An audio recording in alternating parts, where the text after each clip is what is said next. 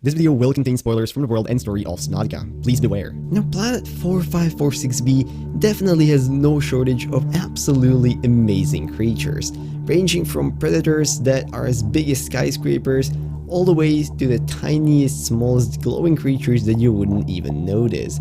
But there is a big range of animals that a lot of people simply don't pay that much attention to, and those are the much smaller, peaceful fish that don't really hunt anything, they don't stand out that much, and they mostly form the background clutter of the game. But it is my belief, and a belief of a lot of you guys who have suggested it in the comments, that there is definitely something interesting to be learned about these creatures. So today, we will be looking at the lore of the small fish in Subnautica. Now, because there is quite a lot of these, and let's be honest, not all facts about them are interesting, and not all of them are interesting really, some are rather bland. Instead of going through each and every one, I simply picked out 10 facts which I consider to be the most interesting about them individually, so we're gonna go down those and hopefully you will have learned at least something new about some of these creatures. So without any further ado, grab your PDA to document all the new facts, get ready to explore some tight caves and corals, and let's go.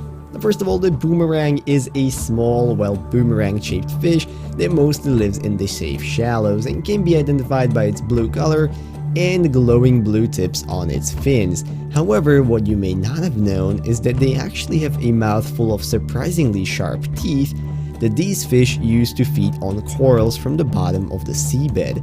Now, this also implies that besides having impressive teeth, they must also have rather strong digestion to be able to process these and get nutrients from them. And delving right in between of those corals, you can find a garryfish, a not much of a standout yellow fish with two eyes on small antennae, which is definitely a thing that distinguishes it from other creatures the most. And would you know it, that these eyes actually happen to have a specific purpose, as the two stalks, for the lack of a better word, that they're located on can be used by the garryfish to look around for predators when it is hiding in between corals.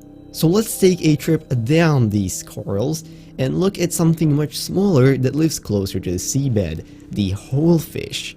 Now, the holefish, and technically its relative, the Titan holefish from Subnautica Below Zero, are definitely a very interesting looking creature, most specifically because they do, to an extent, look somewhat similar to the peeper, one of the most iconic creatures from the game. Now, it is my belief here that even though this is not specifically stated in the PDA, I think that the holefish and the Titan holefish might in fact be related to the original alpha peeper, a species that lived on the planet a very long time ago.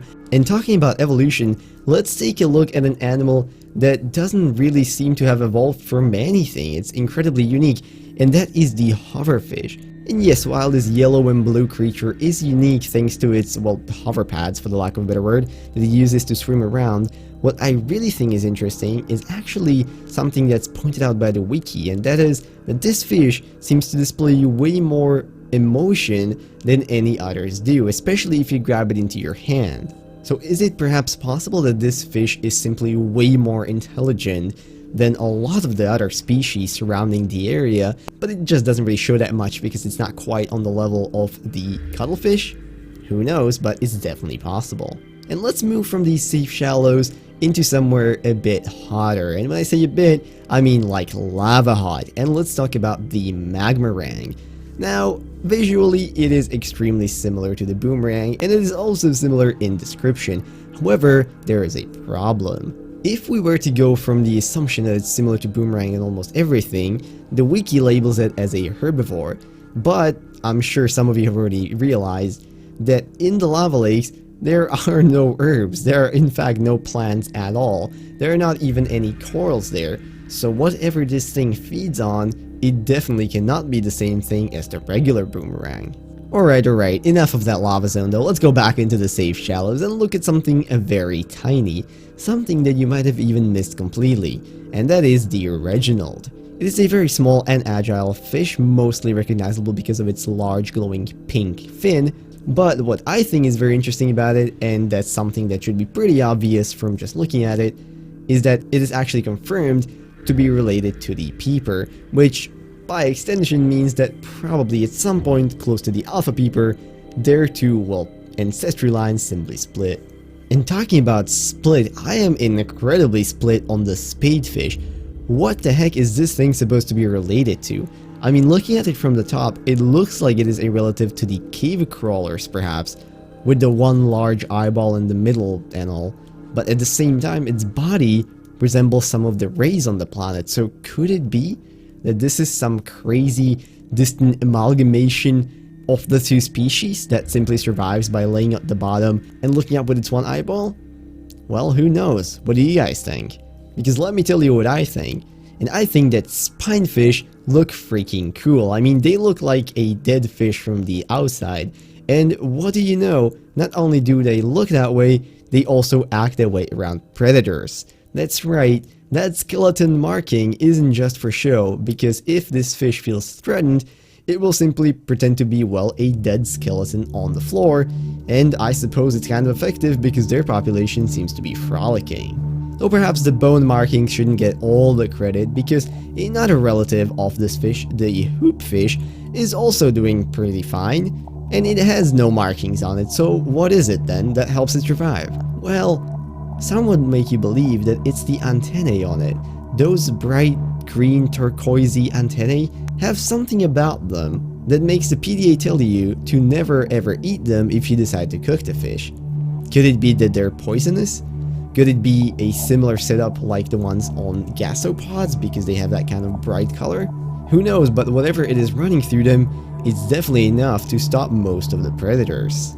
And finally, point number 10 that I want to talk about, and this one goes for a lot of these fish, is the interesting dual symmetry that you can notice with some of them, especially in terms of having that one eye and one large fin kind of setup, similarly to the peeper.